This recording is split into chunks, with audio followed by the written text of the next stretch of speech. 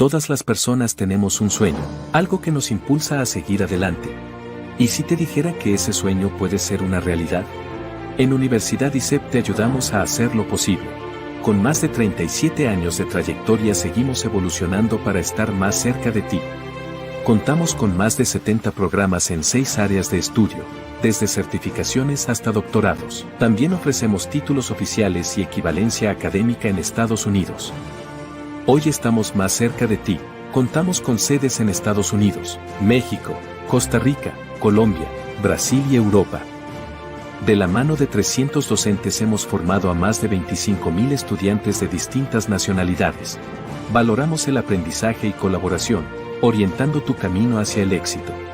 No solo creamos profesionales, también estudiantes responsables con su entorno. Por ello nos enorgullece contar con el distintivo ESR, que nos reconoce como una empresa con calidad y excelencia. Te brindamos las herramientas para hacer realidad tus sueños. Porque más que un instituto, somos Universidad ISEP.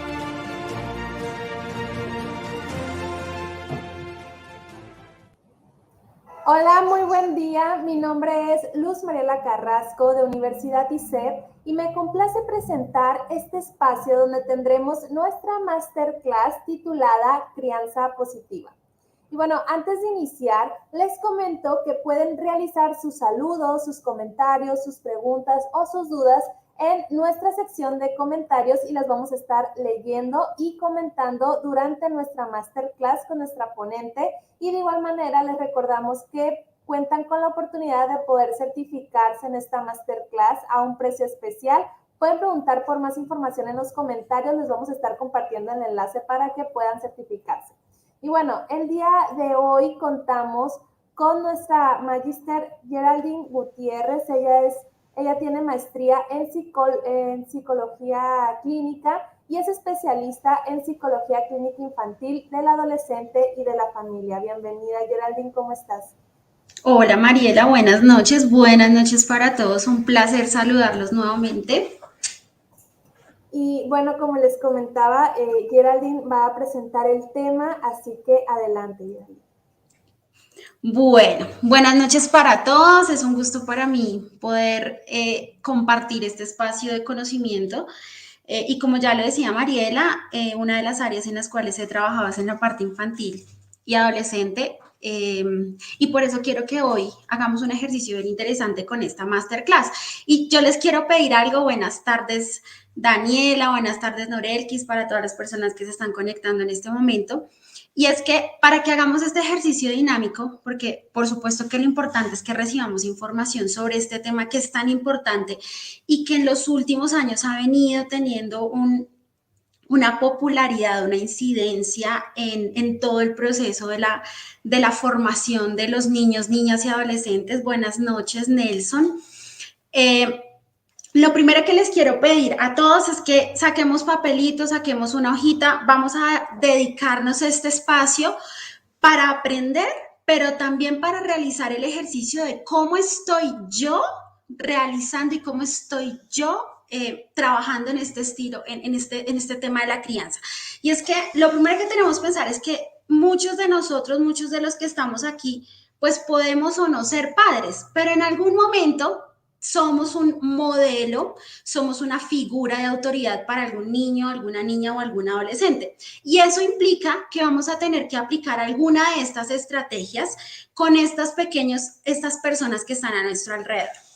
Entonces, vamos a traer el lápiz, vamos a traer la hojita, vamos a sentarnos y disponernos un momentico y le he titulado a esta masterclass, por supuesto, crianza positiva, pero la pregunta inicial es, ¿cómo lo estoy haciendo? ¿Listo? Entonces vamos a partir de esa pregunta, ¿yo cómo lo hago? Y lo primero que nosotros necesitamos entender, hablando mucho más desde la parte teórica y demás, es que pues hay que hacer un poco de historia para entender qué es este concepto de la crianza positiva o disciplina positiva. Y entonces esto tiene como una historia, ¿listo?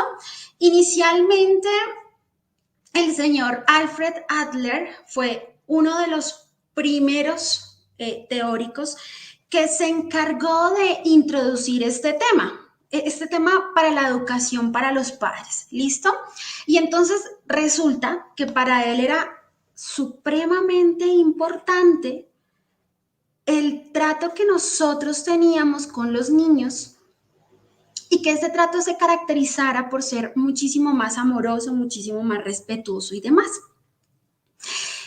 Sin embargo, él establecía un límite claro y decía, es que el que nosotros los tratemos de manera respetuosa, el que nosotros los tratemos de manera amorosa, pues tampoco significa que accedamos a todas las necesidades o a todas las demandas que él tiene, que ellos tienen, ¿cierto? Esto en el marco, pues de que todas las personas, todos los seres humanos, al ser seres sociales, pues tenemos la necesidad de sentirnos identificados y de pertenecer a un contexto, a un lugar, ¿cierto? Y ese lugar podía llamarse familia, podía llamarse cole, podría llamarse amigos, podría llamarse inclusive mi contexto personal. Y entonces este hombre se encargó de empezar a hacer esas aproximaciones. Buenas noches, Anita, buenas noches, Nidia, bienvenidas. Y fue la primera persona por allá en los años 20 que se encargó de decir, claro, como esto es importante, entonces vamos a enseñarle a los papás. Por supuesto que había que tener en cuenta el contexto social de ese momento en el cual se estaba desenvolviendo el mundo, ¿no? Y las características de esas prácticas culturales que eran las que llamaban la atención y el interés para este primer personaje. Y entonces resulta que eso que para él fue importante, pues también lo fue para una persona que llegó por allá a los años 30, ¿cierto? Que se llamó Rudolf Dreikurs. Y entonces él dijo, no, este tipo, Alfred, tiene toda la razón. Resulta que es supremamente importante eso que él estudió frente a la crianza y al respeto que debemos tener en ese ejercicio del desarrollo de los niños. Y entonces, él se encargó de profundizar en esos postulados que estableció esta persona y robustecer la investigación para llevarlo, ¿cierto?, al siguiente campo que era la aplicación. ¿Listo? Entonces él lo aplicó, dijo, listo, vamos a empezar a trabajar en esto, vamos a empezar a discriminar que hay que entrenar a los profesores, hay que entrenar a los papás, necesitamos entonces colaborarle a los niños y a las familias para que ese proceso del desarrollo sea más amable y reciban las estrategias que requieren. Esto, por supuesto, entendiendo, paréntesis, que hay que recordar que en las etapas del desarrollo del ser humano, la crianza se constituye en un elemento valioso porque durante la infancia se adquieren las habilidades. Ahí los niños son como esponjitas que van adquiriendo toda la información. Y es en la adolescencia donde eso que hemos enseñado se empieza a consolidar, porque el adolescente ya está aplicando eso que debió haber aprendido. Eso es algo que tenemos que tener ahí un asterisco bien importante para que avancemos, para que ahora más adelante lo retomemos cuando hablemos de qué es un estilo de crianza, qué es un estilo parental. ¿Listo? Cierro el paréntesis. Y entonces este señor se encargó de robustecer la información, como yo les decía, y entonces puso la necesidad de empezar a aplicarlo con los papás, con el colegio y demás. Para que llegaran por allá hacia los años 80, Jane y Lynn, y entonces eso que tuvo su inicio, que se robusteció, se volviera material. Y entonces ellas dos hacen un trabajo maravilloso al condensar la información en la literatura, en algunos libros de desarrollo de crianza positiva. Y entonces migran a empezar a trabajar en los colegios, con los núcleos familiares, con lo que nosotros llamamos entrenamiento para papás o escuelas para padres, todo lo relacionado con la crianza. ¿Por qué es importante entender este contexto de estos autores que son supremamente relevantes en este tema? Y es que para que nosotros podamos comprender la importancia de este tipo de conceptos debemos saber de dónde nacen y saber que hablar de crianza positiva no es algo que es de la modernidad, sino que por el contrario tiene un trasfondo, tiene un tiempo. y que en este momento es donde más se le está dando relevancia, probablemente por el contexto social en el que nos hemos venido desenvolviendo. Y entonces con todo este panorama que acabamos de hablar, nosotros tenemos que migrar para llegar a comprender los conceptos principales de un desarrollo positivo, una crianza positiva, pues entender que es una pauta de crianza, que es desde ahí de donde nace, que es lo que Lynn colocó en su libro y que se va a convertir en el fundamento para entender cómo yo voy a llegar allá. Entonces esto es un camino. Y para este camino entonces es donde van a usar la hojita y el lápiz que yo les pedí. ¿Listo? Cuando nosotros hablamos de la crianza positiva, debemos partir de entender que hay una forma, ¿cierto? Una estrategia que tienen las personas para brindar las herramientas en ese periodo del desarrollo de los hijos. ¿Listo? Es decir, durante el tiempo que son esponjitas, esas herramientas y estas estrategias que se implementan. Y que esas herramientas y que esas estrategias que se han implementado están bajo unos estilos parentales. Esa investigación de la que yo les hablaba hace un momento, pues ha tenido un tiempo de estudio, ¿cierto? Y la literatura ha englobado esa forma, esas estrategias, esas características en un grupo, en cinco grupos, en 5 tipos de estilos parentales, que son las formas para ejecutar e implementar ese desarrollo. Entonces vamos a hacer un bagaje rápido por cuáles son esos estilos que se pueden presentar para llegar a ese que es el ideal desde los principios del desarrollo de la crianza positiva. ¿Listo? Y entonces imagínense que vamos a empezar con el estilo permisivo. Entonces, primera pregunta, vamos a ver cuál es la forma que yo tengo de implementar estrategias. ¿Desde cuál de los estilos parentales está propuesta? ¿Listo? Entonces, el permisivo. Imagínense que a veces uno como cuidador principal dice, es que yo no quiero que mi hijo sufra lo que yo sufrí. Es que yo no quiero que pase las necesidades que yo tuve. Es que yo quiero que sea feliz porque yo no tuve ciertas cosas y quiero que él sí las tenga. Y entonces, ¿qué pasa con estas estrategias? Carecen de control con los niños. ¿Listo? El estilo de comunicación y el dar afecto se da en una medida más desproporcionada, es decir, es muy excesiva. Al ser tan excesiva y al no tener control, pues los espacios de retroalimentación, de feedback, donde nosotros dialogamos sobre los comportamientos, pues suelen ser ausentes en este estilo parental. ¿Listo? Son papás que no dan tantas responsabilidades o cuidadores o profes o abuelitos o tíos o primos que no dan responsabilidades al niño, ¿cierto? Y entonces, como no hay responsabilidades, dejo que él actúe conforme considera que debe hacerlo. Consideran que no hay que tener poder, que no hay que tener control sobre el niño porque él es una personita que puede actuar y yo como quiero que él no sufra, yo como no quiero que de pronto tenga esa coerción que yo tuve en algún momento en mi etapa del desarrollo, pues entonces le permito que haga lo que le parece conveniente. Primer estilo permisivo. ¿Listo? Vamos a caminar un poquitico más. Resulta que pasamos al sobreprotector. Entonces yo quiero acá que se imaginen ese papel como en plástico que tiene todos los globitos para que se pueda totear, ¿cierto? Y ahora imagínense que cogen al niño y lo envuelven como una porcelana o como los obsequios que tenemos en cerámica o las porcelanas que son finísimas, que vienen supremamente empacadas en la caja y demás. Ahora imagínense al niño envuelto en eso, ¿cierto? El estilo sobreprotector está relacionado con la intensidad de una emoción en esos cuidadores y esa emoción es el temor. Entonces, Por un lado está el que no quiere que sufran y que pase nada y que acceda a todo lo que él no tuvo, que tenga todo, que es la permisividad.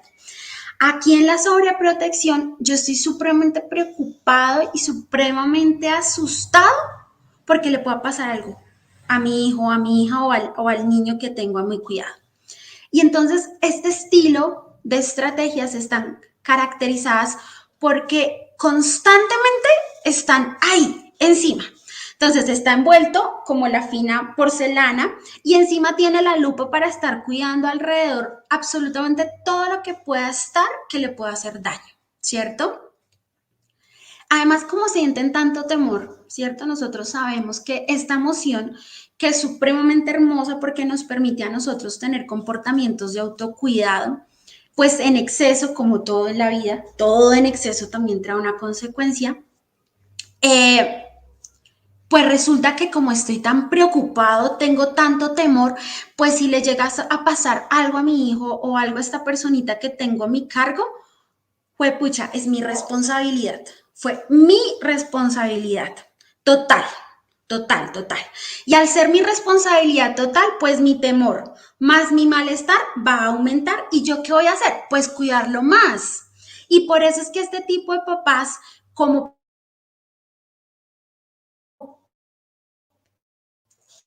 cuidan más, pues el niño no puede pasar absolutamente todo lo que le pase, pues para que no sufra. Más o menos como en la línea de lo que puede pensar un papito permisivo. ¿Listo? Y además, el nivel de amor, al igual que lo hablaba hace un momento, pues resulta ser muy intenso, resulta ser bastante desbordado. ¿Listo? Y eso hace que el nivel de control, que el nivel de retroalimentación, pues también esté ausente.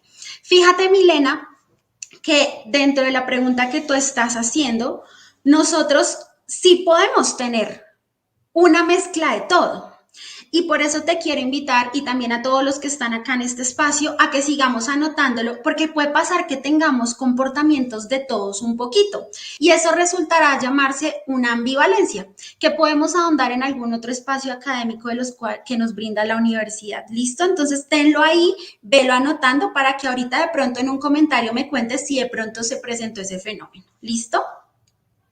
Entonces, llevamos lo permisivo y lo sobreprotector. Vamos a caminar, ¿listo? Entonces, estamos en este lado. Vamos a ir transitando hacia el siguiente. Y entonces llegamos al autoritarismo.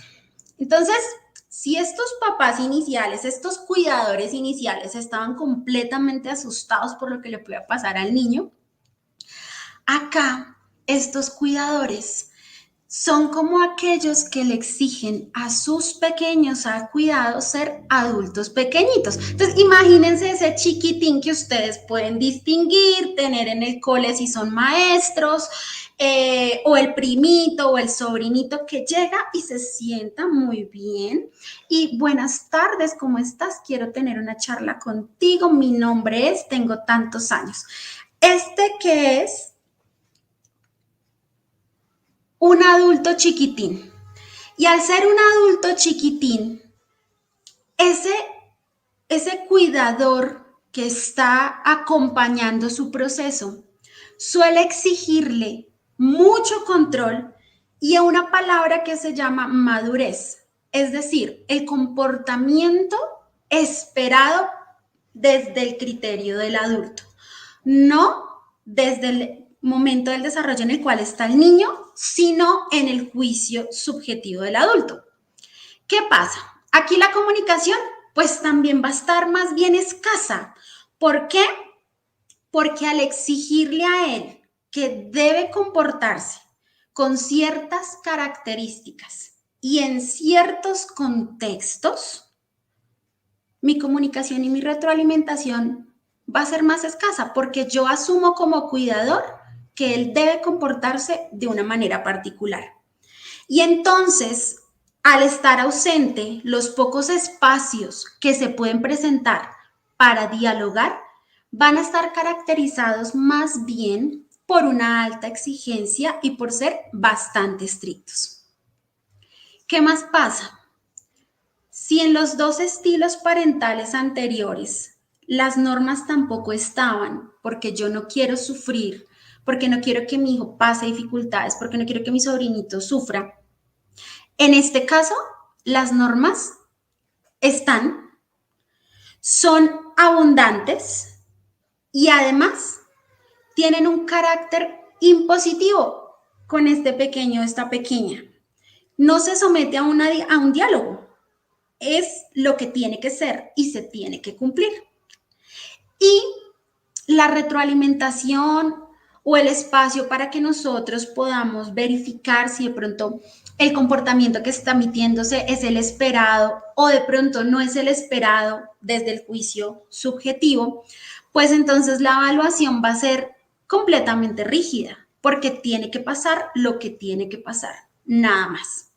Y las consecuencias en cuanto a la disciplina, pues miren que resultan ser bastante aversivas y bastante hostiles para los pequeños. ¿Listo? Entonces, si ustedes notan, nosotros estamos caminando por un proceso y nos estamos ubicando en polos de una balanza. Llevamos 3 estilos parentales, les dije que eran 5. Vamos al siguiente. El negligente está probablemente más hacia el lado del autoritario y un poquitico más para allá. Este estilo parental y este estilo de herramientas está caracterizado por la indiferencia total al comportamiento del niño. Usted verá qué hace. Usted mirará cómo lo soluciona. Usted puede ver qué es lo mejor que puede hacer. La parte afectiva y la parte emocional resulta ser muy carente, pues porque, entre comillas, muy coloquial, pero me importa poco lo que esté pasando con él o lo que sea que tú estés haciendo. No me gusta mucho, no sé, no me interesa, tengo muchas ocupaciones, en este momento tengo, si somos docentes, 35 estudiantes y no puedo prestarle solo atención a usted, entonces no. Esa parte afectiva y emocional y esa parte de comunicación está siendo carente. Y al ser carente, al no tener una red de comunicación y afectiva cercana, pues resultan ser poco sensibles ante las manifestaciones emocionales que pueden tener estos chiquitos. Aquí las normas pues tampoco están, pues porque como yo no estoy interesado en qué pasa con él o con ella, pues ¿para qué pongo normas? Usted verá, solucione, la norma está ausente. Sin embargo, imagínense que los espacios de retroalimentación resultan ser bastante exigentes y bastante fuertes. Y las consecuencias que se dan ante esos comportamientos que a veces prestamos atención y cuando las prestamos no consideramos que sean los adecuados. Y entonces simplemente damos consecuencias. Una consecuencia que resultaría ser hostil y entonces no hay una explicación, no hay retroalimentación. Yo solo doy consecuencias. ¿Listo? Hasta acá, nosotros hemos transitado por 4 estilos parentales, 4 formas, 4 agrupaciones que desde esa evaluación, desde ese análisis teórico, desde esa aproximación, desde ese estudio que hablamos hace un momento, pues se pudieron encasillar en esas formas que tienen los papás y los cuidadores para acompañar el proceso de desarrollo de los chicos. Estos estilos parentales, por supuesto, tienen una incidencia en el comportamiento de los niños. Recordemos que durante la etapa del desarrollo, todo lo que nosotros hagamos, toda estrategia, toda verbalización, toda consecuencia, toda norma establecida, en su aplicación va a tener una consecuencia a corto, a mediano y a largo plazo. ¿Listo? Y siempre va a ser muy valioso que pensemos. El ser humano piensa siempre en la consecuencia inmediata, ¿cierto? Y debemos empezar a pensar que desde esta postura nosotros tenemos que trabajar por las consecuencias demoradas, por lo que va a llegar después. Porque lo inmediato puede que resulte, bueno, esta vez lo hice así, ya no va a volver a pasar. Pero cuando vuelva a dar esa consecuencia, puede que yo haya olvidado que ya lo hice hace un tiempito y que dije que no va a volver a pasar. Y los comportamientos se van a reforzar, se van a mantener, van a tener la posibilidad de aumentar en el tiempo. Y esos comportamientos que tienen la posibilidad de presentarse con mayor incidencia en el tiempo son los que desembocan en una serie de comportamientos particulares de los niños bajo cada uno de estos estilos parentales. Entonces, así como vimos la agrupación de las estrategias que se pueden aplicar, vamos a transitar un poco por los comportamientos que suelen presentar los niños bajo estos estilos parentales. Aquí me he permitido colocarles a ustedes como la balanza, ¿listo? Y es que para entender un poco cómo son las consecuencias de los niños, pues imaginémonos que está el equilibrio. Noten que durante la explicación de las herramientas veíamos que hay unos polos. Podemos hablar de que uno de ellos es la permisividad y otro de ellos es la negligencia. Que respecto al equilibrio, podríamos hablar que lo sobreprotector y el autoritarismo podrían, entre comillas, por algunas cosas aproximarse. Y que el equilibrio se da en el estilo parental democrático, en el que ahondaremos un poquito más adelante. ¿Listo? Teniendo en cuenta esta balanza, los niños bajo estos estilos parentales tienen los siguientes comportamientos. Entonces ahí vayan chequeando. ¿Será que yo tengo más de acá, más de acá? O mi forma de interactuar con los niños o las niñas que están a mi alrededor es más por este lado, con un tintecito de esto y de esto. Vamos a ver si el que estén orientados hacia esos lugares va a hacer que esos niños a su alrededor tengan un comportamiento particular. ¿Listo? Entonces, los niños que están bajo un estilo de crianza permisivo empiezan a presentar características relacionadas con dificultades para tener control en sus impulsos. Es decir, mis emociones son supremamente fuertes, ¿cierto? Y al ser tan supremamente fuertes, ese proceso de detenerme, analizar y luego actuar se quitó. Ausencia, porque como yo puedo acceder a todo lo que yo quiera, pues ¿para qué pienso? Yo simplemente actúo. Entonces suelen ser supremamente impulsivos, actúan conforme consideran que tienen que hacerlo. Esos comportamientos tienen la probabilidad de ir aumentando cuando el papá le permite acceder a todo lo que él desea, la característica de la estrategia. ¿Listo? Son poco persistentes en las tareas que realizan. Claro, como yo puedo estar aquí y luego decidir que ya no quiero porque fueron 5 minutos y me exigieron mucho en esta actividad y esta actividad no me gusta, y como yo puedo cambiar fácilmente porque a mí me lo permiten, pues yo me voy para la otra actividad y dejo inconclusa esta. Y esa tampoco me gustó porque estuvo un poco aburrida, porque me pidieron que hiciera un poco más de actividades, un poco más de cosas, entonces como que no estuvo tan chévere y me voy para el otro lado. Son pequeños que suelen tener bastantes dificultades académicas porque no permanecen en las actividades que se les asignan. Como no tengo ese modelo en casa, como en mi contexto de desarrollo más amplio accedo a todo, pues ¿para qué tengo que demorarme haciendo esto si puedo cambiarlo y buscar una alternativa muchísimo más fácil? Al tener esa falencia en el autocontrol, los vínculos con sus pares suelen tener bastantes dificultades. Pueden establecerlos, pero son difíciles para ellos mantenerlos porque siempre quieren tener la razón, porque a mí siempre me dan la razón. Niños con características bajo un estilo permisivo. ¿Qué pasa cuando hablamos de la sobreprotección? Pues imagínense que estos pequeñitos tienen una falencia gigante para adaptarse a los contextos nuevos. Entonces, claro, como yo crecí y como mi cuidador, como la persona que estuvo en mi contexto, estaba tan al pendiente de todo que si yo decía, es que tengo miedo a ir a prender la luz, yo voy y prendo la luz por ti. Es que estoy cansadito, tengo sueño y no quiero hacer la tarea, yo yo te ayudo a hacer la tarea para que la lleves porque si no tienes mala nota.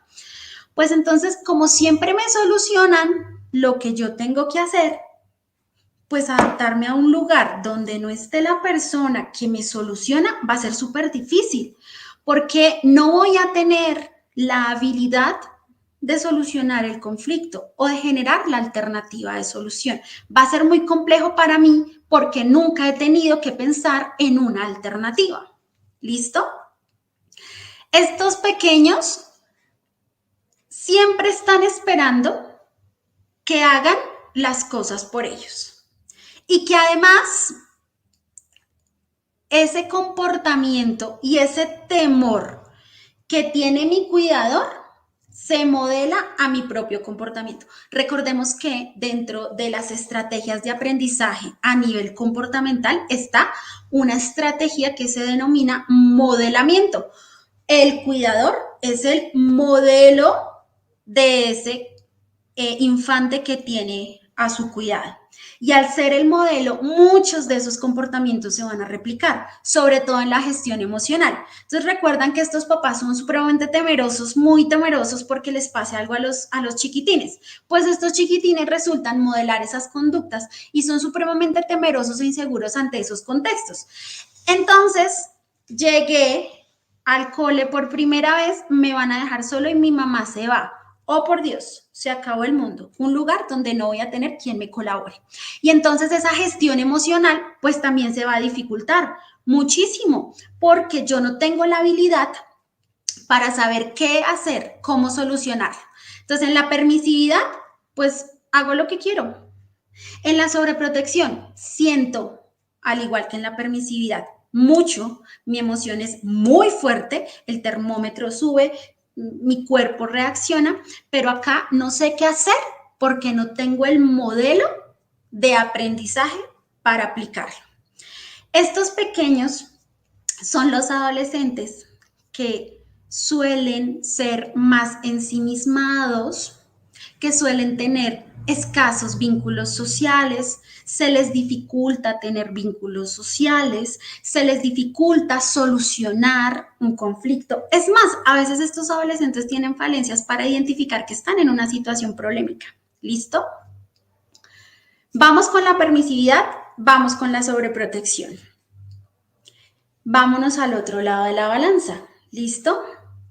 ¿Qué pasará con el estilo autoritario? Pues imagínense que estos pequeños tienen una dificultad grandísima en la parte de su autoestima. Recordemos que todo lo que inicia con auto hace referencia a la relación conmigo mismo en diferentes aspectos. Autoestima tiene muchísimas dimensiones. Autoconcepto, autopercepción, autodescripción, autocuidado. Pues imagínense que aquí como me imponen, aquí ya no me están dando la libertad de hacer lo que yo quiera, ni me están solucionando, sino aquí me están imponiendo lo que tiene que pasar, pues difícilmente yo logro desarrollar con claridad cuáles son mis características personales, qué es lo que yo quiero, qué es lo que a mí me gusta. Y entonces esas dificultades empiezan a manifestarse en la infancia con las dificultades para la elección de elementos tan simples como el color favorito. ¿Qué es lo que uno puede preguntar? O el juego, o la comida, o la ropa. Estos pequeños están siempre esperando a que se les sea indicado qué es lo que tiene que pasar. ¿Listo? Pero ¿qué es lo que tiene que pasar con su cuidador principal? ¿Por qué? Porque es el que me da la norma. Pero cuando ese cuidador principal, esa persona que está acompañando mi proceso, no está, es como si yo me sintiera en libertad.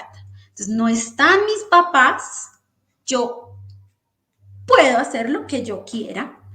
Puedo hacer lo que sea conveniente, porque tampoco he aprendido cómo desenvolverme en el contexto. Yo aprendí a seguir una norma en el lugar en el que mi cuidador principal la impone. pero no sé qué hacer cuando no está quien me dicta la norma, porque generalmente es el que da la consecuencia. Y recordemos que en el proceso del desarrollo, pues los niños también aprenden por las estrategias de aprendizaje, valga la redundancia, cómo comportarse. Entonces es el popular ejercicio de acción-reacción. ¿Listo? Aquí me comporto de esta manera porque recibo esta consecuencia y con esta otra persona de esta manera porque la consecuencia es otra. Aquí también tenemos dificultades en el control de nuestras emociones, en el autocontrol. No tenemos acá tampoco un modelo de aprendizaje de una gestión emocional. Está siendo carente, ¿cierto? Y al ser carente todo modelo de alguna habilidad, en un paréntesis, una habilidad interpersonal es la que me permite tener una relación con un par o con una figura de autoridad. Y esas habilidades interpersonales engloban estrategias de comunicación, de escucha activa, de negociación, de resolución de conflictos y demás. Las habilidades sociales están relacionadas con comportamientos socialmente establecidos. ¿Cuáles son? Buenos días, buenas tardes, por favor, gracias, que son básicos y me permiten a mí entrar en un contexto social. Por eso es que estos chiquitos, aun cuando lo pueden hacer, ¿cierto? Mantener el vínculo, que es lo interpersonal, les va a costar porque no saben cómo hacerlo. Las habilidades pueden estar, pero no han sido entrenadas. Migremos a lo negligente. Pues imagínense que aquí las dificultades en autoestima claramente van a ir aumentando un poco más su presentación. ¿Por qué? Porque el nivel de afecto que recibo es carente. Y uno de los postulados importantes de la crianza respetuosa es el ejercicio del intercambio emocional, la afectividad, el amor en el acompañamiento de las herramientas. En la negligencia no está, ¿cierto? Estos gorditos también tienen una dificultad para acatar las normas porque, a diferencia del autoritarismo donde se imponen, aquí están ausentes porque no me las dan. Yo no sé cuál puede ser el patrón de comportamiento. Algo así como en el ejemplo coloquial de si me levanto me regañan, pero si me quedo sentado todo el tiempo también, entonces no sé qué hacer. Ahí es donde viene la negligencia, esa carencia, esa ausencia de normas.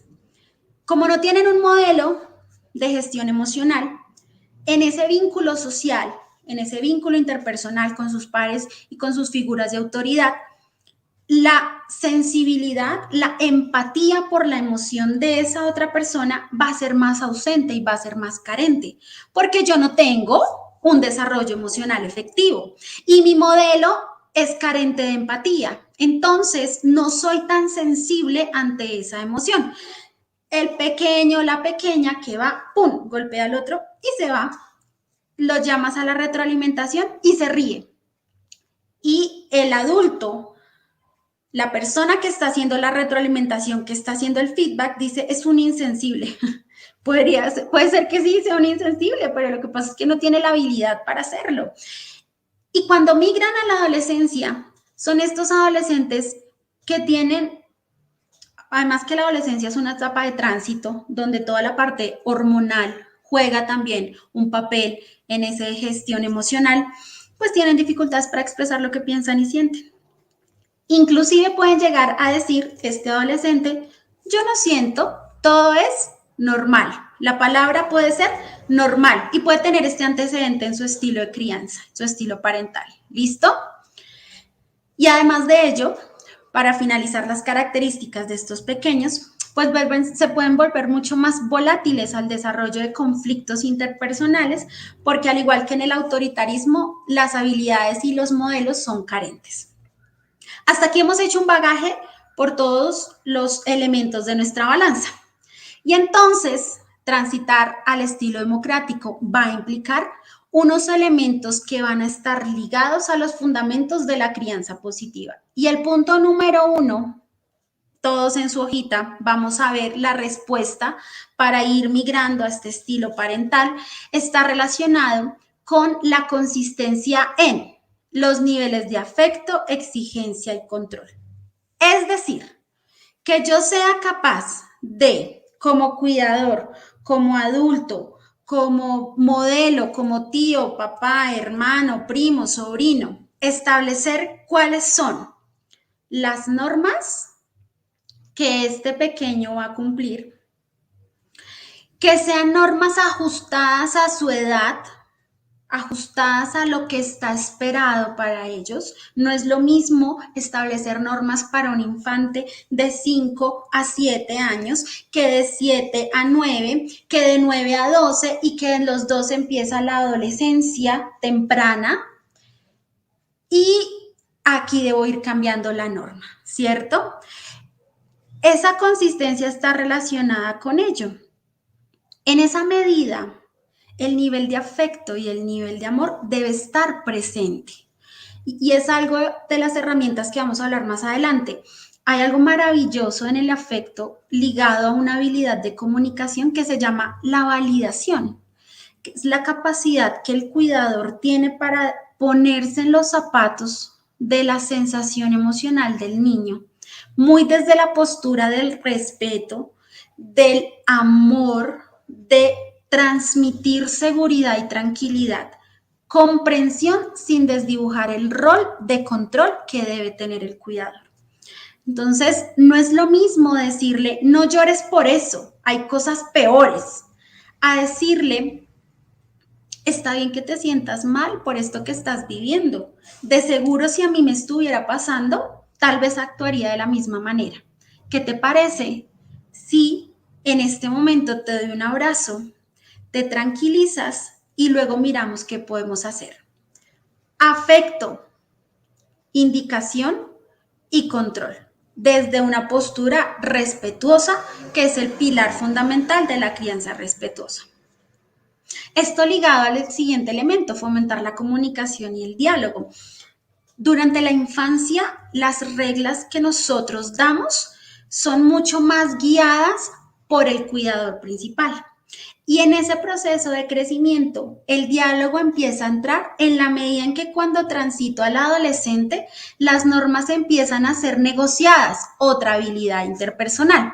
Pero negociadas no quiere decir acceder a la necesidad del adolescente o del niño, sino escuchar y encontrar un equilibrio. Explicar siempre cuáles son las consecuencias del cumplimiento o el incumplimiento de las mismas a partir del diálogo y la escucha activa. Ese diálogo y esa escucha activa van a hacer que esas normas sean coherentes y no exageradamente rígidas para el momento de vida de este niño o esta niña. ¿Listo? Cuando nosotros dialogamos, vamos a ser muy sensibles ante esas opiniones y ante esas posiciones de los niños. Escuchar sus argumentos y además, sobre todo en este momento donde estamos enfrentados a un proceso de desarrollo muchísimo más acelerado por el contacto con las tecnologías de la información, ese aprender a escuchar a mi hijo sin dejar mi rol va a ser una estrategia supremamente importante a desarrollar en la infancia para que en la adolescencia se consolide. Y se consolida en la medida en que yo soy capaz de ir caminando por lo que se necesita, de ir caminando por lo que se ajusta. Cuando yo camino a lo que se ajusta, y acá también viene un insumo supremamente valioso para todos como cuidadores, y es que empecemos a soltar un poco ese elemento de lo bueno y lo malo, porque yo puedo caer en el error de, desde mi subjetividad, indicar que este comportamiento está mal. Y entonces ese pequeño va a decir, es que eso está mal porque a mí me enseñaron que está mal. Y se va a volver más inflexible ante el contexto en el que se encuentre. Pues resulta que es muchísimo mejor entrenar desde esa crianza positiva en lo que es efectivo, en lo que es útil, en lo que es funcional, en lo que les sirve. Y que ese diálogo se dé entre Está mal que tú no entregues tu tarea porque te vas a sacar una mala nota. A, ¿crees que no entregar la tarea nos va a funcionar para pasar la materia? Noten que tenemos el mismo fondo.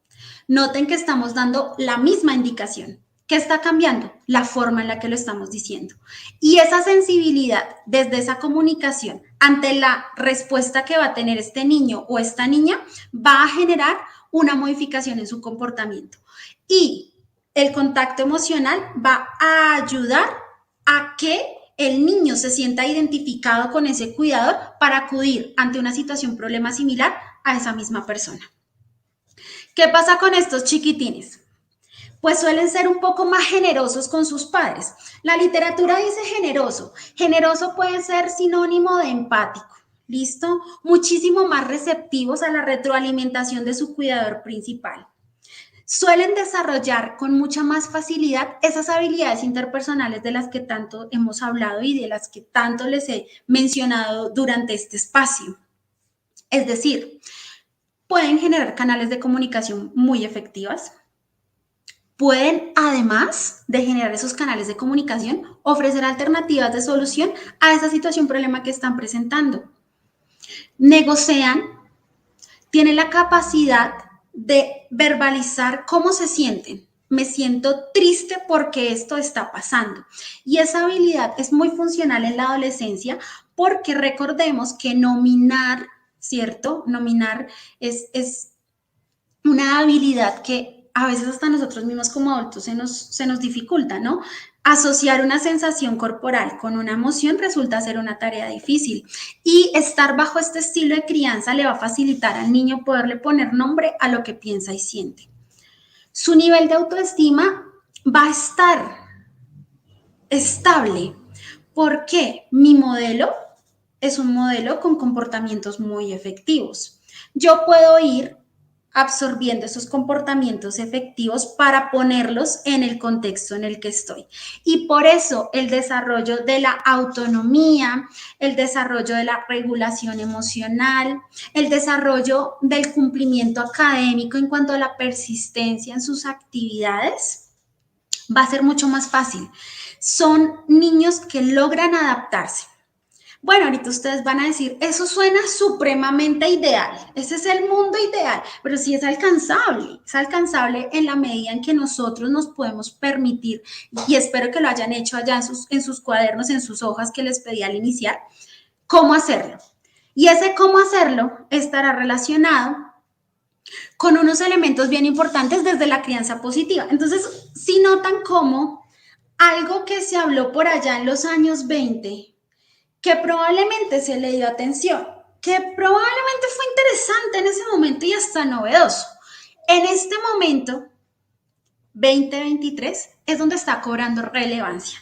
Y es que para que esto pase, para que la crianza positiva se empiece a fomentar en este momento social, es necesario siempre partir de, me permití colocar 5 elementos, pero desde luego que en un espacio académico de estos que nos brinda la universidad podríamos ahondar con muchísima más puntualidad en cada uno de ellos y otros tantos, de cómo empezar a trabajar y migrar hacia este modelo de crianza. Y lo más importante, perdónenme por ser repetitiva, pero pues necesitamos hacerlo, ¿cierto? Es trabajar en la estructura de normas adecuadas con sus consecuencias. Y entonces, ¿cómo se debe establecer una norma? Pues imagínense que si usted al niño de 5 años le va a decir, venga Juan, vaya y trae la maleta, el cuaderno, aliste los zapatos y empillámate. Esa es la función que él tiene que hacer. Él se quedó con Juan empillámate. Ahí quedó. Y la norma que es cumplir con esos deberes que yo establecí, pues no se va a cumplir. Y pues la consecuencia va a ser negativa. Y resulta que el chinito se quedó solo con la mitad de la información porque el resto, para su nivel cognitivo, no fue de fácil adherencia. Las normas, las reglas, las instrucciones en la primera infancia, 5, 6, 7 años, deben ser puntuales, concisas y cortas. 2 puntos. Levanta los zapatos del suelo. Guarda los cuadernos en la maleta. Acuéstate, cepíllate los dientes y acuéstate a dormir. Ahí. La norma es puntual y es concisa. Es anormal ser tan puntual y al ser un comportamiento particular me va a permitir a mí dar la consecuencia. Porque se cumpla o porque no. Porque es que a veces uno dice, si tú sacas, si durante una semana cumples con la primera norma que es levantar los zapatos del piso, el sábado vamos a ir a comer helado. Y el niño no, pues se emocionó, eso es un refuerzo súper gigante y además le encanta el helado. Y llegó el sábado y el niño estaba contando los días para llegar al helado y ese día se nos olvidó el helado. No, Juan, entonces el helado lo dejamos para el próximo fin de semana. ¡Ojo! Ese comportamiento con una regla que se cumplió, pues no llegó. No llegó y yo generé una sensación emocional. Y desde la crianza positiva nosotros siempre debemos tener este elemento de la consecuencia supremamente importante porque resulta ser de alto valor emocional para el niño. ¿Listo? Entonces, reglas, normas, consecuencias establecidas y constantes. Estrategias eficaces para disminuir comportamientos inadecuados. Ustedes pensarán que desde la crianza positiva, pues no hay consecuencias negativas. Y pues resulta que sí, que claro que las hay. Las hay en la medida en que nosotros vamos desde el punto anterior donde establecimos esa consecuencia. La disminución de un comportamiento inadecuado se da por una muy buena retroalimentación acompañada de ese comportamiento, consecuencia por lo que no pasó. Si el niño no cumplió con la regla, con la instrucción, entonces entramos con la comunicación, la escucha activa, la negociación y el diálogo. En este momento, Juan, necesito que sepas que durante la semana tú debías recoger los zapatos y no lo hiciste. Y el no haberlo hecho ocasiona que este fin de semana no vas a poder salir al parque porque lo habíamos hablado. Mamá, pero es que a mí se me olvidó, pero es que no sabía cómo hacerlo. Está bien que se te haya olvidado. ¿Qué es lo que podemos hacer para recuperarlo? Empezar el lunes nuevamente y cuando tú cumplas con todo lo que hay que hacer, vas a poder recibir eso que hoy acabaste de perder. La consecuencia se dio, el comportamiento inadecuado se dio, pero si yo lo hago en un momento en el cual el niño empieza a hacer la pataleta, yo también me desespero, todo empieza a subir, mis emociones empiezan a subir, pues no pasó nada. El comportamiento inadecuado de hacer una pataleta va a aumentar, yo me voy a estresar como cuidador principal y no pasó nada. ¿Listo?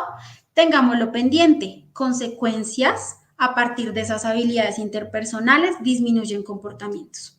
Una sola línea de autoridad, bueno, pues que los cuidadores principales estén en sintonía, que si el uno dijo negro, los otros 5 digan negro y no amarillo, azul y rojo, porque entonces el niño va a aprender a comportarse de diversas maneras con diferentes personas. Hemos hablado durante las anteriores de las habilidades de comunicación y de escucha y de validación emocional desde la empatía y que todo esto está enmarcado en el ejercicio desde el amor y no desde el temor. Invitación para todos los cuidadores principales. Nosotros también tenemos derecho de sentir y está bien tener temor y también está bien buscar estrategias para ese control emocional. Ha sido un poco de un bagaje amplio de lo que es la crianza positiva, que espero haya sido de todo su agrado, de todo su gusto. No está de más decirles que la universidad cuenta con varios espacios clínicos, que es una de las áreas de mi especialidad, para que a nivel profesional y a nivel formación podamos seguir adquiriendo este conocimiento que es muy valioso y supremamente importante en este momento de vida en el que nosotros nos encontramos. Gracias, Liliana. por tus comentarios, muchísimas gracias porque puedas aprovechar no solo tú, sino todas las personas que han estado conectadas durante este espacio con pues, las herramientas que hemos trabajado, con lo que hemos ido aprendiendo, que espero que sea de su propósito y que además hagan el ejercicio de poner en su hojita cuáles son esas acciones que nosotros debemos empezar a trabajar con esos niños que están a nuestro cuidado, todo enmarcado y pensando en que sean adolescentes sanos y adultos sanos. Un niño que absorbe habilidades efectivas resulta ser un adulto y un adolescente sano, que es, en resumidas cuentas, lo que nosotros necesitamos. Muchas gracias, Geraldine, por este gran cierre y esta gran charla tan importante sobre la crianza positiva. Esperamos que este tema les haya servido a todos.